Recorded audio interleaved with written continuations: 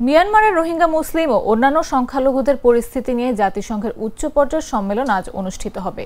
মঙ্গলবার বাংলাদেশ সময় রাত ৮টায় নিউ ইয়র্কের জাতিসংঘ সদর দপ্তরের সাধারণ পরিষদ হলে এই সম্মেলন অনুষ্ঠিত হবে। এতে অন্তত ৭৫টি দেশ ও আন্তর্জাতিক সংস্থার প্রতিনিধি, রাষ্ট্র ও সরকার প্রধান অংশগ্রহণ করবেন। প্রধান উপদেষ্টার উপপ্রেস সচিব আবুল কালাম আজাদ মজুমদার জানান, সম্মেলনে রোহিঙ্গা সংকটের সার্বিক চিত্র তুলে ধরা, মাঠ পর্যায়ের অভিজ্ঞতা বিনিময় এবং একটি বিস্তৃত উদ্ভাবনী, কার্যকর ও সময়সীমাবদ্ধ পরিকল্পনা প্রস্তাব করার চেষ্টা করা হবে।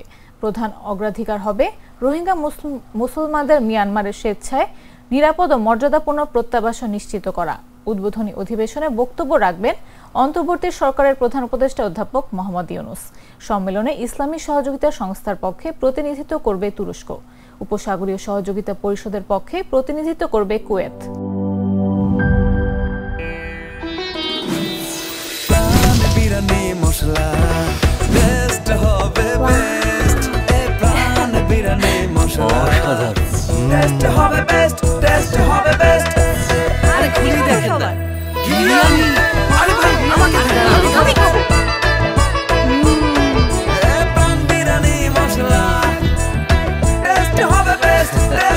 প্রাণ বিরিয়ানি মশলা, টেস্ট হবে বেস্ট। প্রাণ, জীবনের স্বাদ।